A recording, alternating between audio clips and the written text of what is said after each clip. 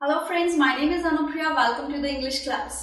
आज के सेशन में मैंने वो टॉपिक पिक किया है जिससे रिलेटेड बहुत सारे लोगों को प्रॉब्लम है और बहुत सारे लोगों की क्वेरीज भी आई हैं कि इंग्लिश ग्रामर में जेरेंड एंड इन्फिनेटिव का एग्जैक्ट यूज क्या है। So I will begin this chapter now. Alright, when we say a gerund in English grammar, so उसका मीन्स क्या होता है? किसी भी सेंटेंस में नाउन या फिर फर्स्ट फॉर्म ऑफ वर्ब, जिसे हम बेस वर्ब भी कहते हैं, बेस फॉर्म ऑफ वर्ब भी कहते हैं, प्लस आईएनजी, जब ये सिचुएशन होती है तो वहां पर that is known as a gerund. But here I will add कि noun is very rare. Noun के साथ आईएनजी ऐड होना is not very much popular and common, लेकिन verb plus ING is very common. Alright, examples में आगे हम ये देखेंगे कैसे। दूसरी चीज, जब हम एक सेंटेंस में like I have written verb plus ING, first form of verb plus ING add करते, क्योंकि जैसे यहाँ पे टॉक है उसमें हमने आईएनजी ऐड किया तो वो बन गया टॉकिंग, तो ये वर्ब कन्वर्ट हो जाता है नाउन में। यस, तो सेकंड डेफिनेशन आप जेरेंड की ये भी बोल सकते हो कि किसी सेंटेंस में gerund is a kind of noun, लेकिन वो नाउन कैसा होता है? वर्ब प्लस आईएनजी को ऐड कर दो तो वो नाउन बन जाता है। Third thing is it that in a sentence gerund is a here known as a object. Object means जो sentence के लास्ट में आता है। sentence तीन पार्ट्स में होता है, that is subject, complement and object. So here you can see कि talking अगर लास्ट में लिखा है तो वो sentence का object है, ना कि subject है। Now I'll begin with the examples. I love, you have seen here I have written talk, first form of the verb plus ING, तो ये क्या बन गया? I love talking. So here talking is known as a noun and this love remains only. सिर्फ ये love, ये जो word love है that is known as a verb. Yes, सिर्फ ये वर्ड काउंट हो गए सेंटेंस में। आईएनजी ऐड हो जाने के बाद आपका ये नाउन बन जाता है, और टॉकिंग इस सेंटेंस में क्या है? ऑब्जेक्ट है। Next is I hate cooking. Right, so cooking इस सेंटेंस में नाउन है और ये भी ऐसे शो हो रहा है जैसे कि ये ऑब्जेक्ट है, which is exactly right.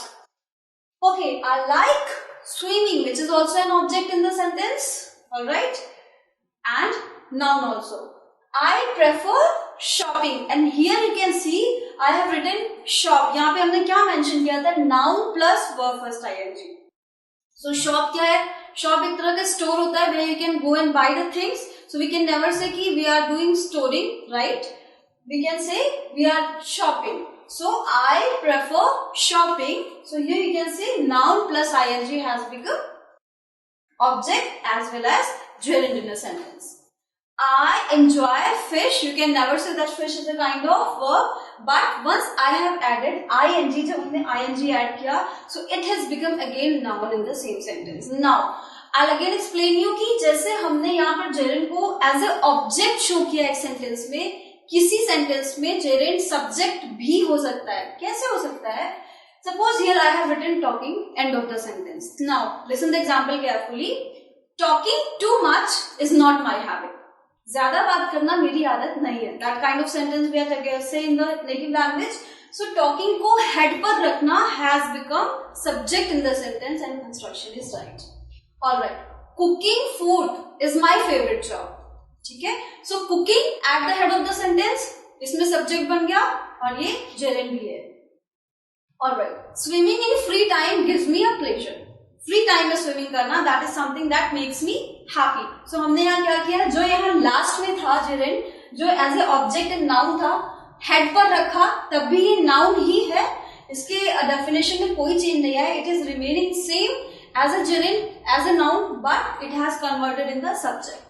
Alright, shopping in free time, something I really like to do. Again, shopping at the head of the sentence, which is also known as a subject. Alright, fishing is completely fun for me. So here also fishing at the head of the sentence, and you have seen that ये सारे noun और gerund जो कि object हुआ करते थे एक sentence में, उनको हमने क्या कन्वर्ट कर दिया? सब्जेक्ट में कन्वर्ट कर दिया, और तब भी ये gerund ही कहे जाएंगे। Now I'll come to infinitives. The definition is to plus first form of the verb or base form of the verb. किसी सेंटेंस में to के बाद verb का first form आना, that is known as the infinitive, and यहाँ पर जैसे हमने आईएनजी ऐड किया था तो वो वर्ब क्या बन गया, नाउन बन गया, बट यहाँ पर इसकी पोजीशन सेम रहती है। अगर वो वर्ब पहले था तो टू ऐड होने के बाद भी ये आई वर्ब ही बोला जाएगा। अगर आपसे कोई क्वेश्चन पुट करेगा तो you will say no it is the same, ये वर्ब ही है। So I hate to shop, meaning same आ रही है, I hate shopping and I hate to shop, दोनों की मीनिंग सेम है। I want to go from here, all right?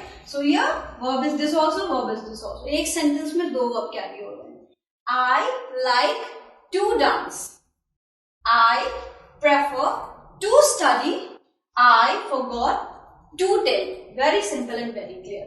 दोनों के senses same निकल रहे हैं but construction different है। Two other things are very important left. Number one, what is that? That is about the infinitive.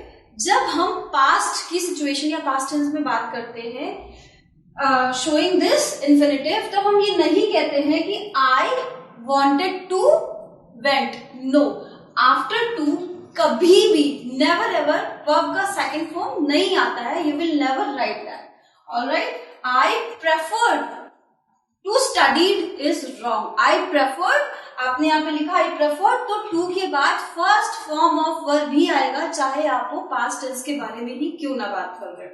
So I preferred to study, I forgot to tell, ये जो ये forgot है that is the second form of the forget. ये आप example ध्यान से देखो, I forgot to tell, to told नहीं आया है, टू टेल आया। एंड सेकेंड इंपॉर्टेंट थिंग, एक ही सेंटेंस में हम जेरेंड एंड इन्फिनिटिव दोनों को साथ में नहीं लेकर आ सकते।